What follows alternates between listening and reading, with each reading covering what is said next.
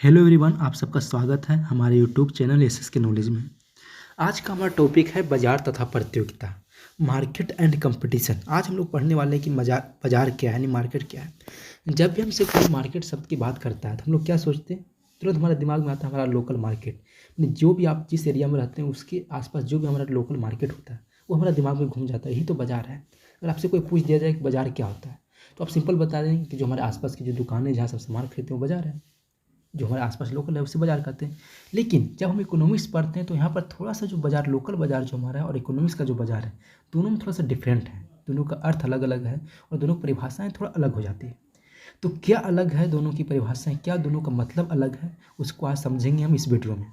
तो video start करने से पहले आप लोग से थोड़ा सा रिक्वेस्ट है कि अगर आप हमारे चैनल पर नए हैं तो बिल्कुल चैनल सब्सक्राइब कीजिए, और अगर आप इकोनॉमिक्स पढ़ना चाहते हैं तो हमारे चैनल आपके लिए बिल्कुल बेस्ट रहेगा, क्योंकि आपको यहाँ पर हिंदी में आपको बिल्कुल हिंदी लैंग्वेज में आपको हम इकोनॉमिक्स पढ़ाएंगे, ठीक है। और साथ में आप लोग से एक छोटा सा और रिक्वेस्ट है कि आप लोग वीडियो प्लीज़ पूरा देखा कीजिए। आप लोग शॉर्ट वीडियो थोड़ा सा देखते हैं और स्किप कर देते हैं। इससे क्या होता है कि आपको एक तो पूरे जो हमारा कंसेप्ट है आपको क्लियर नहीं हो पाएगा और आपको समझ में नहीं आएगा चीज़ें। अगर आपको अच्छे से इकोनॉमिक्स पढ़ना है तो बिल्कुल आप एक चैनल को फॉलो कीजिए, कहीं से भी आप पढ़े, चाहे मेरा चैनल हो किसी का भी पढ़ लें, तो आपको एक जगह फॉलो करना होगा, तभी आप सही तरीके से सीख पाएंगे। और वीडियो पूरा जरूर देखा कीजिए। तो चलिए आज वीडियो स्टार्ट करते हैं। सबसे पहले हम लोग बात करते हैं मार्केट का इंट्रोडक्शन यानी परिचय। सामान्यतः बाजार शब्द का अर्थ स्थान विशेष से लगाया जाता है जहां पर वस्तुओं के क्रेता तथा विक्रेताएं एकत्र होकर अपनी अपनी वस्तुओं को खरीदने एवं बेचने के कार्य करते हैं। जब भी हमारे दिमाग में इस बाजार शब्द आता है, जब हमसे कोई पूछता है मार्केट के बारे में बोलते हैं तो सिंपल हमारे दिमाग में आता है कि एक ऐसा स्थान होगा जहाँ पर क्रेता और विक्रेता यानी बायर एंड सेलर जमा होते हैं और दोनों वस्तुओं को बेचता है तो कोई खरीदता है। जैसे बायर क्या करेंगे, वस्तुओं को खरीदने जाते हैं और सेलर वहाँ वस्तुओं को बेचते हैं। ये हमारे दिमाग में सिंपल ये बातें आती हैं जो सबके दिमाग में आते हैं। लेकिन जैसे हम इकोनॉमिक्स की बात करते हैं तो यहाँ पर थोड़ा सा टर्म चेंज हो जाता है। परंतु अर्थशास्त्र के अंतर्गत हम जिस बाजार का अध्ययन करते हैं उसमें उपयुक्त शर्तों का होना आवश्यक नहीं है। जैसे किसी स्थान विशेष का होना, क्रेता एवं विक्रेता दोनों का एक स्थान पर एकत्र होना। लेकिन जब हम इकोनॉमिक्स की बात करते हैं तो यहाँ पर इसका मतलब ये बिल्कुल नहीं है कि कोई एक ऐसा स्थान होगा, यानी कोई एक ऐसा जगह होगा जहाँ पर क्रेता और विक्रेता आपस में आकर जमा हो गए। ये बिल्कुल इकोनॉमिक्स नहीं मानता है। अर्थशास्त्र के अंतर्गत हम जिस बाजार का अध्ययन करते हैं उसमें अलग अलग वस्तुओं का अलग अलग बाजार होता है। जैसे अनाज के लिए अनाज मंडी, सोना के लिए सोना मंडी, सब्जी के लिए सब्जी मंडी। देखिए, जब हम अर्थशास्त्र में अध्ययन करते हैं, बाजार को अध्ययन करते हैं, तो वहाँ पर सीधा सी बात आता है, वो नहीं कहता है कि कोई एक ऐसा जगह हो, जैसे जो भी आपके आसपास के लोकल मार्केट होंगे तो वो नहीं बात करता है कोई जगह रहेगा जहाँ क्रेता और विक्रेता जमा होगा। वो चाहे क्रेता विक्रेता कहीं भी हो। आजकल देखिए, आजकल जो क्या बाजार का एक ट्रेंड चला हुआ ऑनलाइन मार्केट, जो कि हम लोग सभी खरीदते हैं। जैसे आजकल फ्लिपकार्ट हो, अमेजोन हो, ये सब क्या है, यह कोई एक विशेष जगह है। जो देखिए, फ्लिपकार्ट पर जो बेचने वाले लोग होते हैं पूरा इंडिया में कहीं से भी लोग बेचते हैं। अगर इंडिया के लेवल पर बात करें तो कोई भी राज्य से हो सकते पश्चिम बंगाल से कोई बेचने वाला हो, कोई यूपी से होगा, कोई दिल्ली से होगा, कहीं से भी लोग वहाँ पर सामान बेच रहे हैं। और खरीदने वाला भी लोग कहीं से खरीद सकते हैं, कोई बिहार से होंगे, कोई झारखंड से होंगे, कोई राजस्थान से खरीदने वाला सामान है। तो क्या यहाँ कोई एक स्पेसिफिक जगह है? नहीं है। तो इकोनॉमिक्स वो नहीं कहता है कि आपको एक स्पेसिफिक जगह होना चाहिए, बल्कि वो कहता है कि कोई भी जगह ना रहे, बस क्रेता और विक्रेताओं के बीच सौदेबाजी होना चाहिए।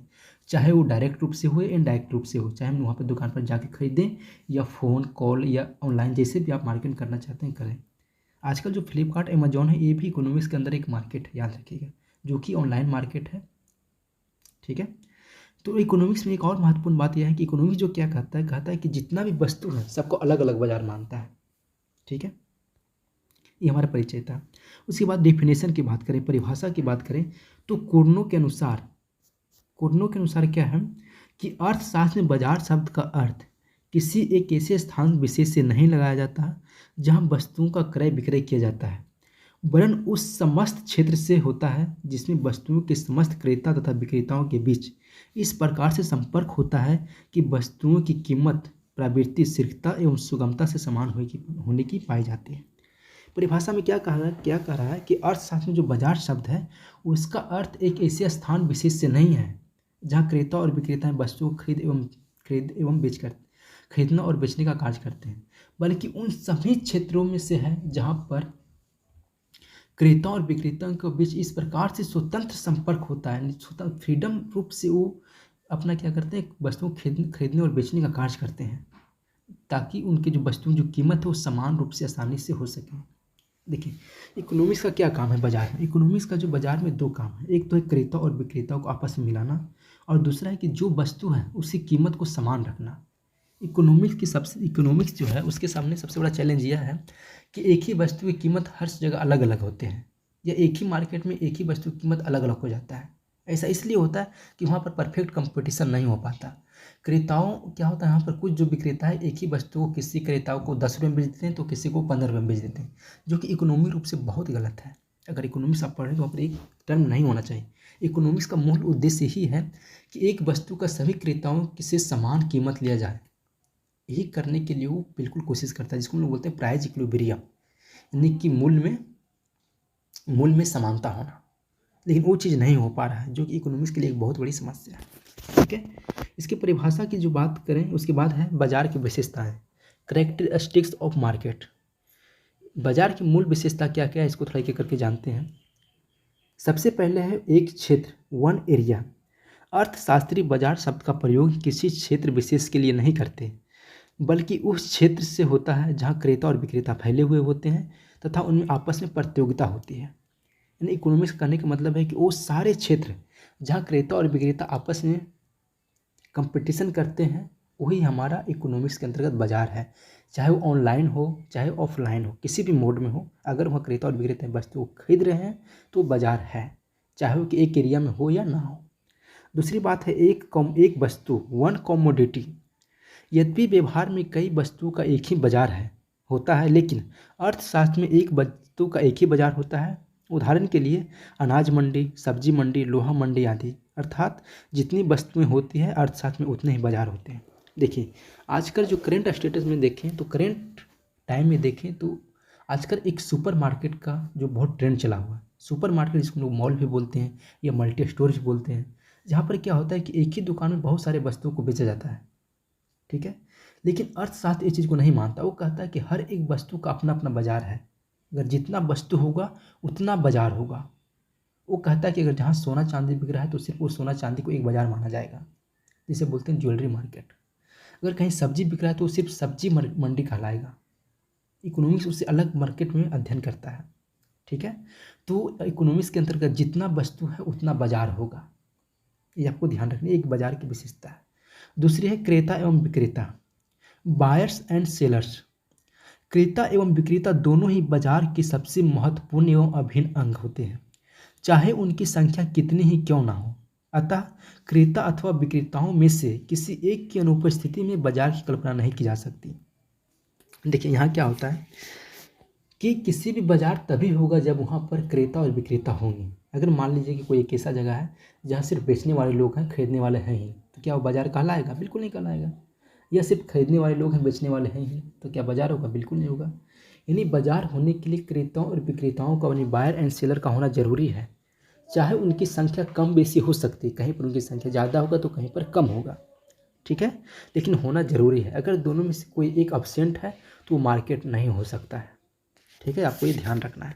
तो तीसरा हमारा कैरेक्टरिस्टिक था क्रेता एवं विक्रेताओं की संख्या, यानी यहाँ पर 3 कैरेक्टर है, 3 विशेषताएं हैं, एक क्षेत्र, एक वस्तु, क्रेता एवं विक्रेता। ठीक है, उसके बाद नंबर 4 में आता है स्वतंत्र प्रतियोगिता, यानी कंपटीशन। बाजार के लिए आवश्यक है कि क्रेता और विक्रेताओं के बीच स्वतंत्र प्रतियोगिता होनी चाहिए, अर्थात सौदेबाजी करते समय किसी प्रकार का प्रतिबंध नहीं होना चाहिए। देखिए, इसका मतलब ये है कि जब भी कोई क्रेता अगर बाजार में सामान बेचने जाए, सब भी कोई क्रेता बाजार में सामान खरीदने जाता है तो उस पर किसी तरीके का प्रतिबंध नहीं होना चाहिए। यानी उस पर ये प्रेशर नहीं दिया जाना चाहिए कि आपको एक ही जो दुकान हम बताएं उसी दुकान से आपको सामान खरीदना है। अगर आप ऐसा नहीं करते हैं तो आपको जुर्माना लगाया जाएगा, या आपको जेल की सज़ा हो सकती है, या आपको फांसी हो सकती है। इस तरीके के उस पर प्रेशर नहीं देना चाहिए, बिल्कुल नहीं होना चाहिए, तभी वो मार्केट कहलाएगा। या बेचने वाले पर भी प्रतिबंध नहीं होना चाहिए कि आपको ये वस्तु सिर्फ उसी व्यक्ति को देना है, या सिर्फ आपको इतना ही कीमत पर बेचना है। अगर आप ऐसा नहीं करते हैं तो आपको सज़ा होगा। ठीक है, ऐसा नहीं होना चाहिए। बिल्कुल दोनों के बीच स्वतंत्र नहीं, पूरी तरह फ्रीडम होना चाहिए। दोनों के बीच एकदम परफेक्ट कंपटीशन होना चाहिए कि किसी में कोई रोक टोक ना हो। आप भी अपनी कीमत बोलिए और बेचने वाले भी अपना कीमत बेचेगा। जहाँ पर दोनों को कीमत पसंद आएगा वहाँ पर वस्तु खरीदी जाएगी। अगर क्रेता को भी लगे कि प्राइस ठीक है तो वस्तु खरीद लेगा, और विक्रेता भी लगे कि प्राइस ठीक है तो वस्तु बेच देगा। ठीक है। उसके बाद है एक मूल्य, वन प्राइस। सबसे जो मेन फैक्टर है वो बाजार का ही है, वन प्राइस। बाजार में जब खरीदारों और विक्रेताओं के बीच प्रतियोगिता होती है तब वस्तु के मूल्य में समानता होने की प्रवृत्ति पाई जाती है। देखिए, जितना भी इकोनॉमिस्ट हैं उन लोग का मेन फोकस यही होता है कि बाजार में जो भी वस्तु है उसकी प्राइस बिल्कुल, जितने भी वस्तु सबकी प्राइस में समानता आए। और ये तभी होता है जब दोनों क्रेता और विक्रेताओं के बीच परफेक्ट कंपटीशन होगा, लेकिन ऐसा होता नहीं। हम लोग जनरली देखते हैं कि एक ही कंपनी की वस्तु कोई जगह पर ज़्यादा कीमत बेची जा रही है तो कोई जगह कम कीमत में बेचा जा रहा है। ऐसा इसलिए होता है कि वहाँ पर कम परफेक्ट कंपटीशन नहीं होता है। वहाँ पर जैसे आजकल देखिएगा आपको मॉल में अगर आप जाइएगा तो वही सामान अगर आपको 10 रुपये में मिल रहा है तो दूसरी दुकान में जाइएगा तो आप वही वस्तु 15 रुपये में बेच रहा है। क्यों? क्योंकि दोनों दुकानदार ने अपना प्राइस को फिक्स कर लिया है, वहाँ कंपटीशन नहीं है। आप जाइएगा, आपको बोलेगा इतना आपको पैसा देना है, दीजिएगा तभी आपको सामान मिलेगा, अगर नहीं देते हैं तो आपको सामान नहीं मिलेगा। जिसका एक सिंपल उदाहरण है, एक दाम की दुकान, फिक्स प्राइस का जितना भी शॉप होता है उसमें ही चीज़ होता है, वहाँ पर कोई कंपटीशन नहीं होता है। आप बोलिए कम करने के लिए तो कम करेंगे ही नहीं, तो वहाँ पर प्रतियोगिता नहीं होती है। ठीक है।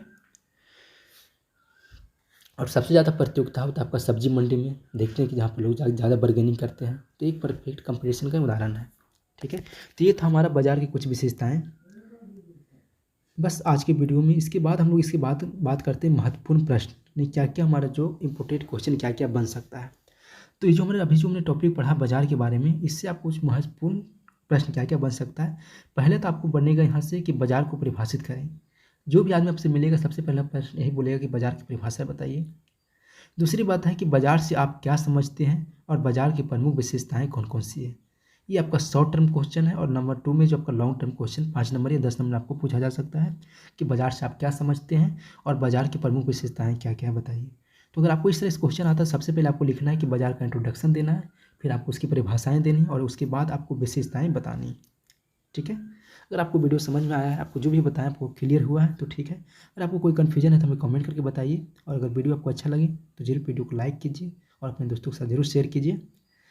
तो बस आज की वीडियो में बस इतना ही। हाँ, अगर ये वीडियो को आप इसको अगर PDF रूप में प्राप्त करना चाहते हैं तो इसका लिंक आप डिस्क्रिप्शन बॉक्स में दे दिए हैं, जहाँ से आप जाकर बिल्कुल फ्री में डाउनलोड कर सकते हैं।